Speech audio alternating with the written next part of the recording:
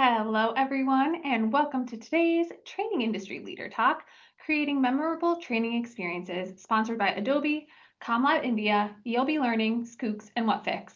I'm a Revote Events Manager here at Training Industry, and I'm so thrilled you could join us today. Before we get started, I would like to go over just a few housekeeping items to help you interact with our speakers and get the most out of today's program. Throughout today's event, please feel free to use the chat for comments and submit questions in the Q&A panel. All questions will be addressed during the event or at the end of the program during our Q&A section. At the end of the event, you'll notice a short survey has popped open in your browser, and we'd appreciate your thoughts on today's event. And as always, all of our sessions are being recorded and will be archived on trainingindustry.com, and you will receive a follow-up email from us with a link to the on-demand sessions. If this is your first Training Industry event, a special welcome goes out to you. Training Industry exists to make connections among learning and development professionals. We offer tons of resources to support your role in L&D through live events like today's Leader Talk, as well as through articles on our website, our magazine, conferences, research reports, and our podcast. We would also love to hear what you learned from today's sessions on social media, so please follow us on your favorite platforms and let's continue the conversation. And now, without further ado, it is my pleasure to introduce you to our speakers, David Wentworth and Melissa Lepiane. David is a Vice President, Learning and Talent Development Platform Evangelist at Schoox. He brings more than a decade of knowledge to the company, including a deep understanding of the workplace technology industry with an emphasis on learning and development. He is a regular speaker at talent management and HR industry events and has authored numerous articles in a variety of learning publications. Melissa, training manager at Friedman's Home Improvement, has extensive expertise in learning and development strategy, instructional design, and problem solving, and has been instrumental in crafting comprehensive onboarding and development programs. We are so very excited to have both of you here today. And with that, I'm going to hand it over to you. Awesome. Thank you, Avery. I really appreciate that. And welcome, everybody. I'm going to share my screen for you. Here we go. Melissa and I today are going to talk a little bit about making learning unforgettable. I think that's the theme of the day. So we're going to stick with that, right? And Melissa's going to share a little bit about how her team does this. And I'm going to start off by talking about kind of what's behind the thinking here and why this is important as we dive into that. So with that said, a little bit about who Schoox is and why I'm here talking is, so we are an LMS provider, and we are very much focused on the front line, trying to make sure that companies are able to deliver skills when they're needed most, also dealing with a deskless, very mobile heavy frontline workforce. So we're very much invested in how do we make learning unforgettable and how do we make it stick. Here's a little bit of us by the numbers, just so you can see how long we've been around, and that we cover quite a wide swath of organizations and locations. And not for nothing, but Melissa is also one of our customers. So that's why we're on talking today. And I'm going to give Melissa a chance in a little bit to talk about Friedman's and their story. So we'll get to that. But as we open up, when we talk about things like unforgettable learning and engagement and getting people all excited about it, typically what a lot of instructional designers, because this is what we do, and a lot of us they're really good at it, is they start to think about things like, oh, okay, you got to make sure that it's really easy and fun, and it's got cool graphics, and it looks good, and we can use some video and maybe make some games. All of these things are good and important and impactful, but this is not what learner engagement really is. This is sort of like after the horses left the barn, right? We're trying to build engagement after somebody has already been presented with something and clicked on it. So we've sort of missed this huge opportunity of engaging with people and trying to make that learning unforgettable by trying to bake it into the content that we're building. So the idea is, what is it that we should think of first, right? Despite that. So, Melissa, I know you have a cool story to tell about exactly what you guys are doing, but, I saw you nodding along when you think of this, right? You would agree with me that those things are not important, but maybe not the first thing we should think about. Absolutely not. Nope, not at all. It should come after the fact, right? We got to figure out what we're talking about, and then we can figure out how we're going to talk about it. Yeah. And with that, I wonder, we were talking before, and you were curious, like, I wonder, how do we know what to think of first. Like, and you asked this great question, was I wonder if people are actually communicating with their learners, right? Mhm. And so to that point, I wanted to know, like, in the chat, feel free, please use the chat. You can talk to us, you can talk to each other, ask questions, please do that. But in the chat, if you wanted to respond, how frequently are you hearing from your learners? Is there something in place that allows you to hear back from what's going on? So there's that feedback loop is open. So just, bring that up. I'd like to hear what people are saying in the chat as we go ahead. But when we talk about that, what's in it for me, right? It's the biggest question we can ask. And it's something that everybody asks themselves every day when they interact with anything. You're asking it subconsciously. It's like, okay, I'm about to do this thing. Why? And it isn't a bad thing to ask. It isn't selfish. It's just the way we navigate the world, right? So what is in it for me? So when we start to think about that, that's when we start to build engagement. If you're able to answer that question for people, right, you're able to demonstrate the value of what's going on in this learning. This is why this is important to you. It isn't just take it or else, right? Or you have to do this. There's some value here. This is why we're doing this. And here's what we expect to happen. This often gets left out. This idea of, okay, yes, please do this. Please take part in this. Please complete this. And here's what we expect you to be able to know, do, how to act after this happens. So laying that out there. And then what's in the program itself? Here's what you're going to do. Here's how you're going to go through that. This is what you're going to expect to experience, so that, that expectation is set. You set a level of comfort and people are ready to engage, ready to go forward. And then, back to that question, this is like, listen to your learners, right? That's one of the biggest ways to find out, how do you know what is in it for them, or what they want out of something, unless we listen. And then a big thing I think gets lost is the show them the results part. And this is because it's at the end, right? So the learning has already happened and it's already gone. If we're doing a good job, we are trying to measure the impact that learning is having on some sort of outcome, right? Not just the completions, but some sort of outcome. And if we're doing a great job, we're actually finding that out. We're having those metrics. But then what are we doing with that?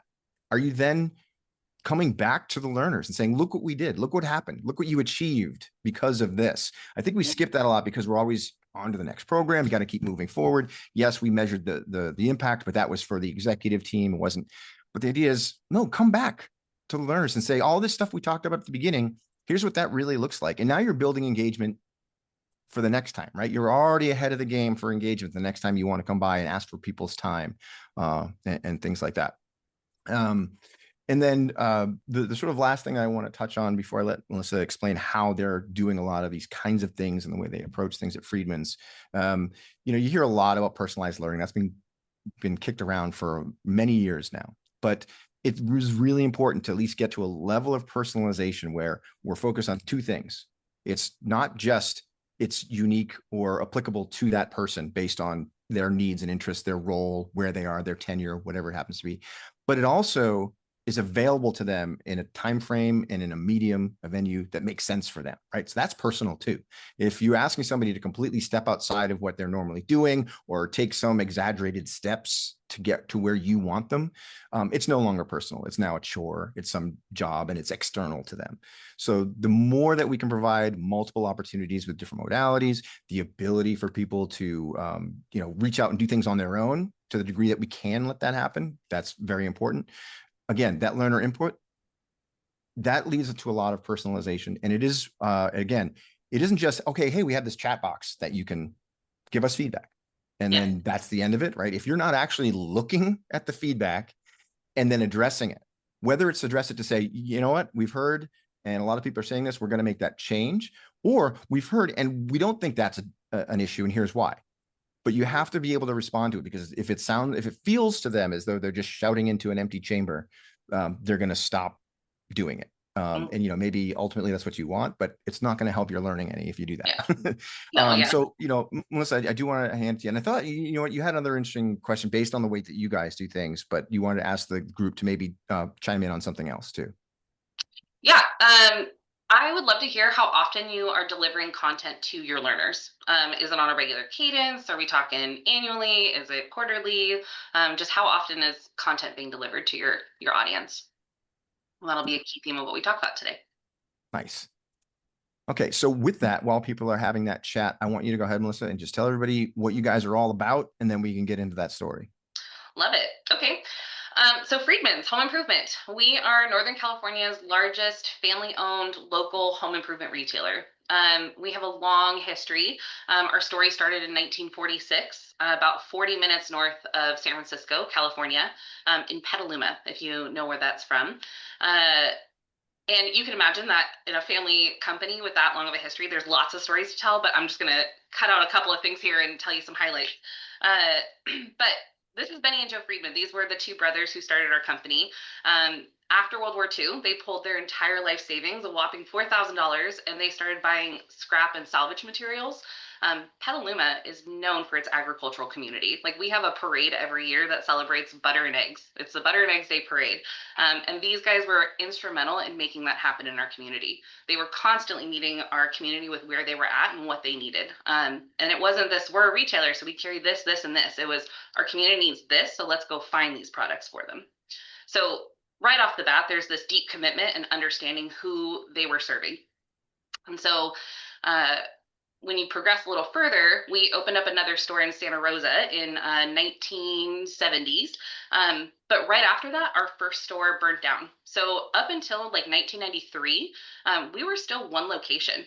We opened up our second location in Sonoma in 1993, and then another location in 97 in Ukiah. So all in all, our stores are spread out over Northern California in about a 100-mile radius. But you can imagine, for 50 years, we were home improvement store run by a family. Like, the people who ran that business sat around the dinner table every night together, and they talked about what's important to them and how they're running their business. So as you grow, there's all these growing pains. And so this is who we are now. So after Bill Friedman was our previous CEO, and you can really talk about his time as like that expansion. He was the one who oversaw a lot of those other stores. We eventually did come back to Petaluma. So now we have 4 retail locations, a distribution center, a headquarters office, and we are looking to grow into another market here soon. And then Barry has been our CEO. He's the 3rd generation of Friedman's, and he's been about 12 years, I think, running the company. And I don't think I need to tell any of you what's been going on in the world in the last like 5 years, but more locally here in California, you know, COVID affected us, and everybody who did a home improvement project during COVID, thank you so much for supporting my industry. But then here in Northern California, we were also affected by seasonal wildfires. So we became like instrumental, essential, all of those words for what we meant to our community here, and being able to provide that for them. So who we are now, this is our team now. So that black and white picture down there, that was taken, I think, at our 40th anniversary. And 6 of those team members in that photo still work at Friedman's today, right? So we have some long tenured team members. But we also have a whole group of people, like the gentleman in the top photo. Those were all seasonal hires. That was their first job. They were just here for 3 months. So we've got both of these extremes of people who have been in the industry for a really long time and people who are coming here for the first time job. We also have people in all sorts of different industry, like different jobs in our community. So we have people who are like on forklifts every day. We've got accounting and marketing teams. We have to do the training for everybody in between. So C-suite, first-time employees. I always compare the forklift OSHA standard safety, where we talk a lot about safety and security, and then like people like me in my job, where the most dangerous thing I encounter all day long is the stairs up to my office, right? And how do you meet all of those people where they are and with what they need? So the thing that unites us across all of these job roles, across all of the time that we've been here, is this mission statement. So it's delivering the human side of home improvement. We have our 5 values: the lead, connect, grow, serve, and care. And they're, you know, interrelational and they connect a lot. But our mission statement is so interesting, because when you drill into what does human side mean, it's empathy. It's being heard, it's being seen, it's being valued, it's being recognized. And that goes beyond like the customers we serve, right? Because that is, I can tell you you guys know who our competitors are, right? They wear the orange shirts and the blue shirts, and we all have customer service stories about going in there. And so what's our differentiator? In this world, right? We also have the This isn't like walking into like a Target where you can pick out dish soap or mascara or things like that. We need experts in these fields who can help solve problems, because part of being that human side is being able to answer these questions when people come in and they're like, hey, this thingy mabobber on my faucet is sprouting water everywhere. Tell me what I need. And we have to be able to solve that problem, right? Otherwise, they're not getting off the couch with stuff that they can order online. So we really have to take this mission statement super seriously to be different in the workplace. So how do we do that on a training team in a digital world where, and particularly in an industry where emotional intelligence, empathy, it's not necessarily something that's at the forefront of construction industries. And here we are working side by side it, and we have to talk about it because that's literally in our mission statement. So I saw some of you guys answer in the chat about like, when was the last time that you were working side by side with your learners? And David, do you have kind of what people have been saying on that? Yeah, I mean, it's, you know, I think that the overall theme is there isn't really a set standard, right? It depends on the training, and it depends on the role, how often they need things, as needed, no set amount, you know, so a lot of ad hoc, which is not a derogatory term in any sense, right? I think the nature of doing things in a human way requires you to do a little bit of ad hoc delivery, correct? Absolutely, right. What's the expression, like the best laid plans, like we'll laugh about them afterwards? Like I could have a whole year's agenda of this is what I want to teach everybody, but if I don't get input from anybody of my learners about, okay, well in July we might need this, and yeah, best laid plans. So I would love to talk to you guys about how we connect with our end users here. And we have the privilege here too. Like I'm talking to you guys from the Santa Rosa location. I sit on the second floor. So my learners are literally 20 feet away from me at all times, which is a blessing that I do not take for granted in any way, shape, or form. So we created this activity that we do with all of our learners when we're developing content for them.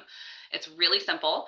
And what I like about it is that it takes these topics where they're not industry specific, because we could sit here and say learning objectives and ROI and outcome, right? But this takes it so anybody can help us create the training they need. So 3 different categories: know, do, and feel. So when you dive into this first one, know, what's the expected outcome, right?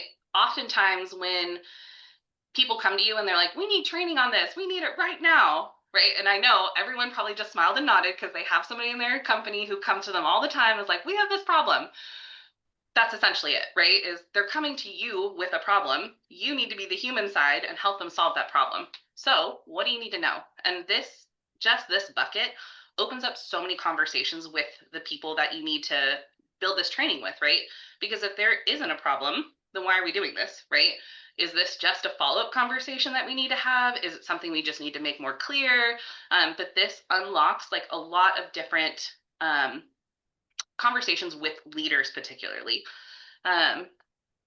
This becomes your objectives at the end, and it becomes really tangible. And when you do it side by side with your learners, they know like they're doing it every day. I'm pulling people off the floor who are subject matter experts, and then they become like, when they're going to onboard that new cashier, they know what's going to come out of this training program because they helped me write it. So the next category is do. And so as a company, you just wrote all this training, you invested all this time, you're having your learners go into the training rooms and do it. What should we expect them to do afterwards, right? What I love about this one too is that it becomes the conversation of how do we evaluate that, right? And so oftentimes people will be like, well, they took the training on it, they should know it, right? That it's done now, but that's not the case. Oftentimes this becomes a conversation around, well, how do you validate that? How do you know that they're actually operating safely? Is it because you can see them in their forklift using 3 points of contact and using a seatbelt, right? These become the actual things we want to observe. And when you are able to drill it down to a level for the team members where it's like specific like this with the do, it becomes much more impactful for them to actually make it a living thing after you're done creating it. And then the last, and what I think is probably the most important, is feel. This is where culture shows up. So creating that common language. So we have like warehouse teams in each one of our locations.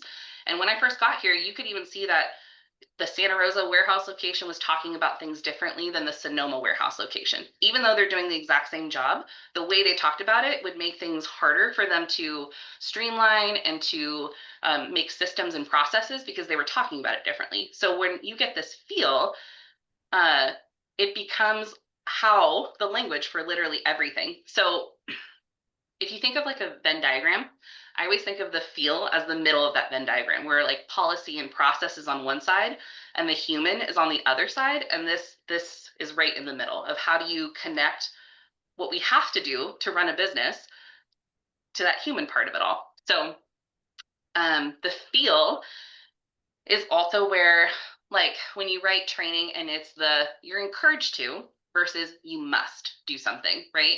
So even being particular about your expectations and alignment could help here. And then lastly, feel, when we talk about creating the work of like, are we going to make a handout? Are we going to make a video? This is important too, because like, think about the medium and the message you're trying. What do you want them to know? What do you want them to do? And if the idea is to get them into the environment as close as they possibly can to the real life thing in training, this feel is like, okay, if we're going to teach a system, if we're going to teach our entire inventory system, my training needs to be simpler than the inventory system. It can't be more complicated. I can't feel this training was more stressful than this, because otherwise when they get into that environment, they have no faith and confidence in that. So this feel becomes, it helps you define how you're going to deliver the no's and the do's. So these are my 3 favorite things. We talk about them all the time. I don't think there's a single thing that we do in this office that we don't have a no-do feel for. Yeah, and you know, I love when you bring up like forklift training, because it's to me it's a go-to for often falls under compliance training. Yep. Which tends to get very little, you know, focus and recognition in terms of all these grand thinking about learning. But it's such an important thing where it isn't just I've provided the training, they took it, they passed the assessment, I never have to set foot in a warehouse ever again.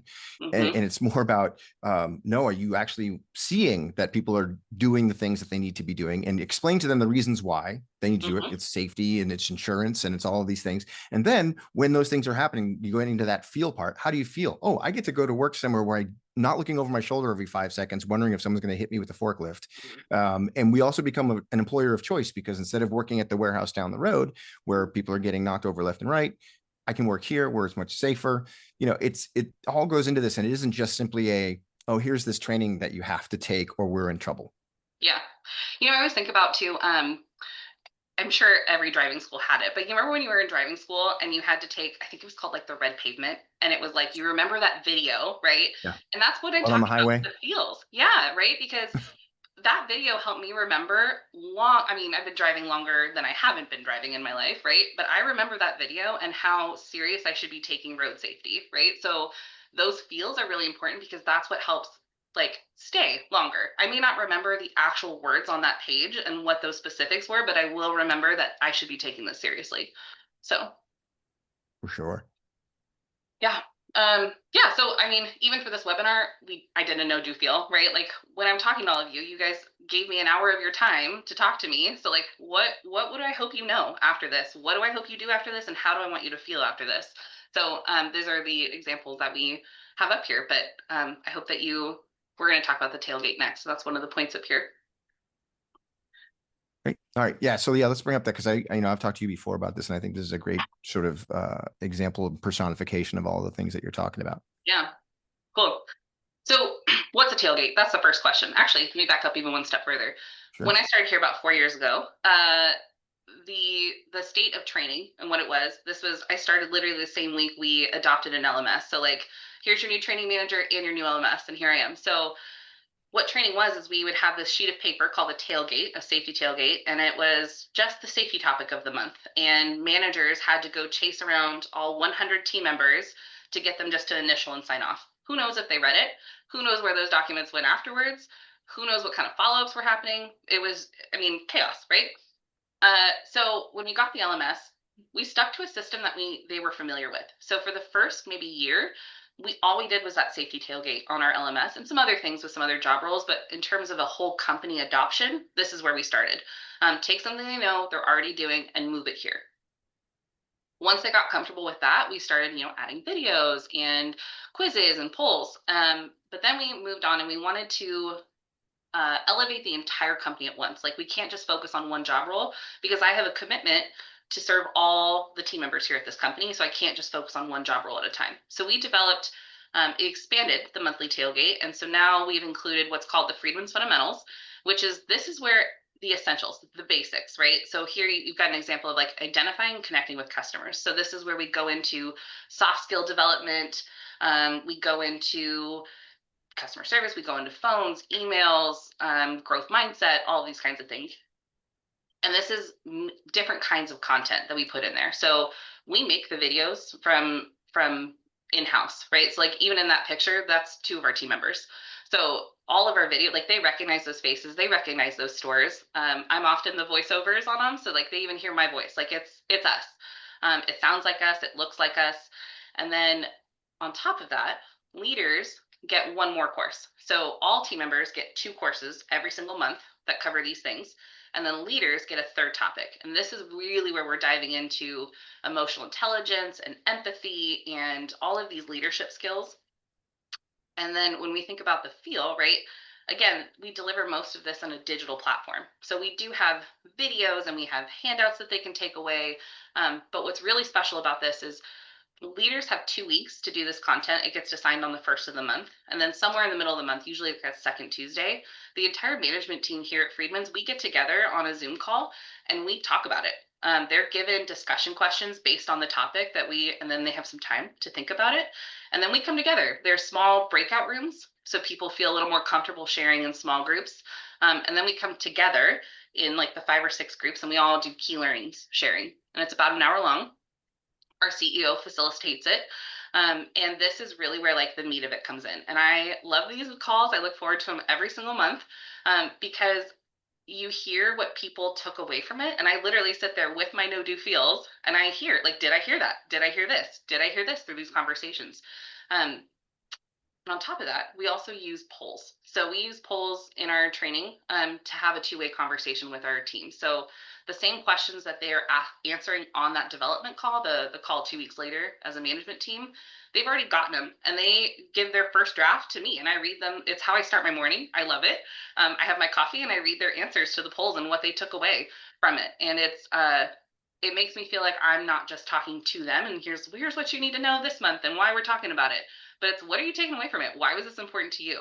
Why? And one of the questions is always like, what's new? What resonated differently? And how is this showing up in your day-to-day life? And that conversation is, it's my favorite part about this job. Melissa, we had another Melissa on the call asked if the first part of the program that you're talking about, is it the first part of the training, is it training, self-guided or instructor led? Great question. All of these courses are delivered through our online or learning management system. So they're all delivered digitally. And the thought with that being is that all of these team members, their business flow is different. The warehouse gets different times of busyness than the yard team members versus the retail team members. And so when we have this, like we're going to have a class from 11 to 2 today about this, it doesn't work for retail. It doesn't work for us because we can't pull off 5 people from the floor because they need to be on the floor, right? So it's all digital.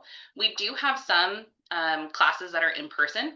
A lot of the classes that are about teaching, about leadership, we do have supplemental like quarterly classes we do in person. But for the most part, most of our training is delivered online and digital with follow-up in person from leaders. So as we head into some of the outcomes that you've seen, I just wanted to bring up, like Sherry mentioned, because you talked about the feedback and having those discussions, and Sherry was talking about that they're trying to help their subject matter experts and managers incorporate an on-the-job training evaluation and get back to them with results to see where they're missing the boat, right? So they're getting those people sort of feet on the ground that the managers can then evaluate that training and let them know, yes, this is working. Here's where we've missed things. So Sherry, I appreciate you pointing that out to us. Yeah. Yeah. So this project was something we did pretty early on, and I love talking to Schoox about it. And they recognized they helped us articulate some of the ROI that we've been having with this.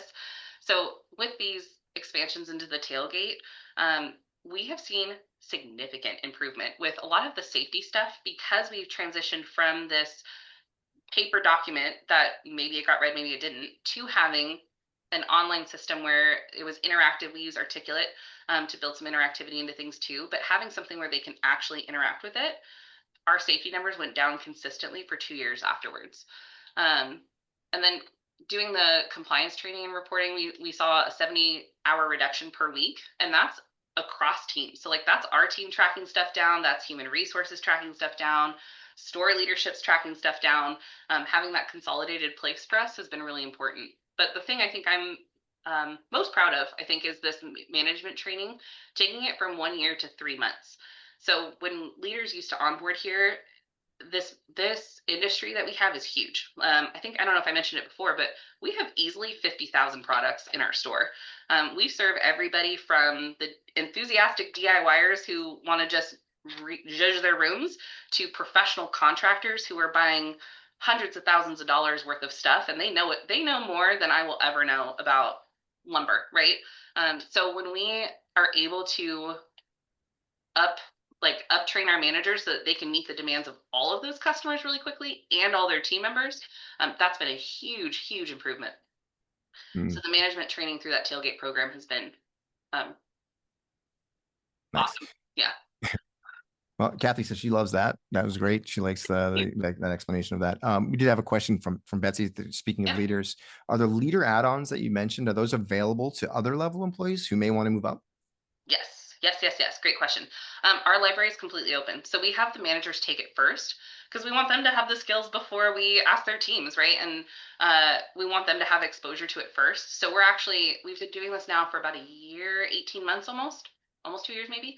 We're at the point now where we're going to start cycling through, and all of those manager contents are now going to go to all team members. So all team members are going to get now more emotional intelligence training and all those kinds of things. And we'll have like 2.0s for managers, more of an in-depth version of that same content. But yeah, the managers can assign it whenever they want.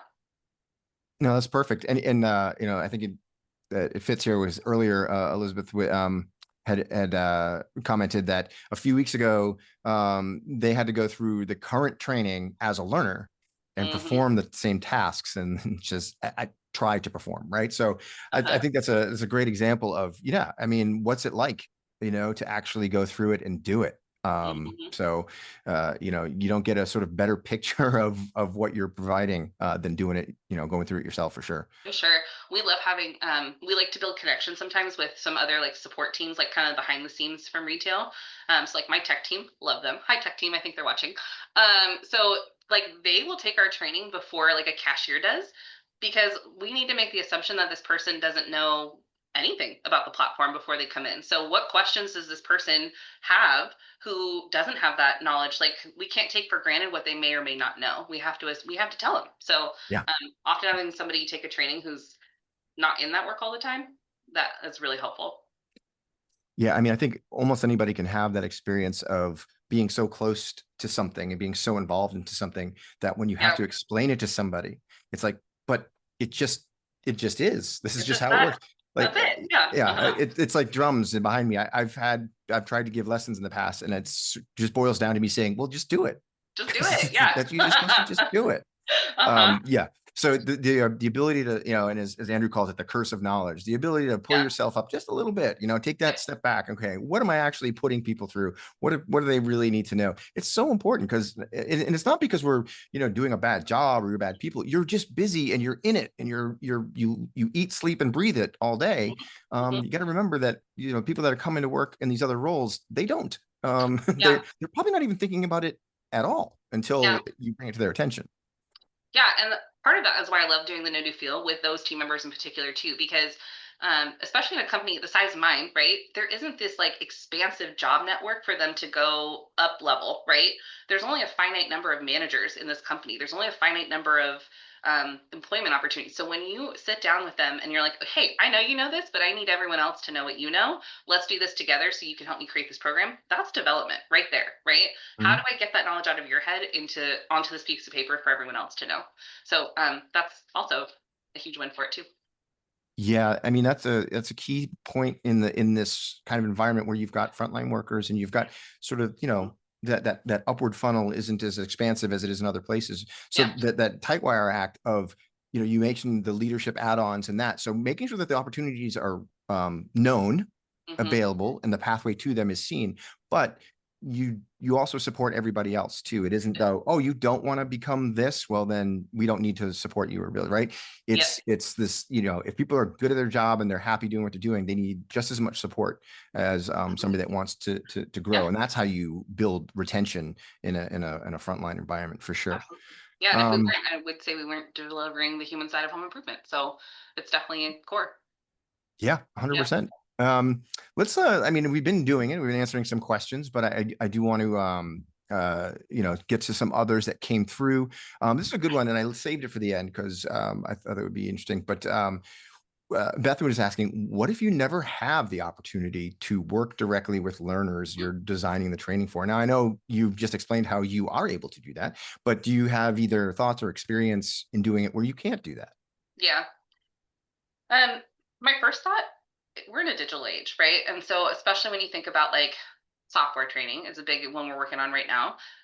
I screen share with them all the time. So I have my learners jump on a Teams call with me, and I have them share their screen and show me how they're clicking through things.